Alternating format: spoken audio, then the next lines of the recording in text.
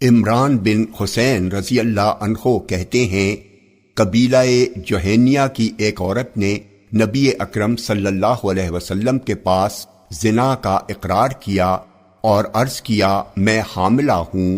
نبی اکرم صلی اللہ علیہ وسلم نے اس کے ولی کو طلب کیا اور فرمایا اس کے ساتھ حسن سلوک کرو اور جب بچہ جنے تو مجھے خبر کرو۔ چنانچہ اس نے ایسا ہی کیا اور پھر آپ نے حکم دیا، چنانچہ اس کے کپڑے باندھ دیے گئے۔ پھر آپ نے اس کو رجم کرنے کا حکم دیا، چنانچہ اسے رجم کر دیا گیا۔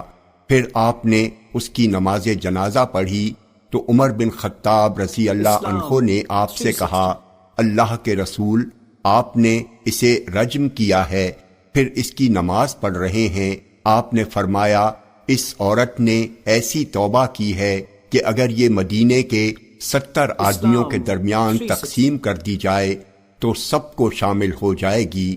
عمر، اس سے اچھی کوئی چیز تمہاری نظر میں ہے کہ اس نے اللہ کے لیے اپنی جان قربان کر دی۔ جامع ترمذی حدیث نمبر 1435۔ یہ حدیث صحیح ہے۔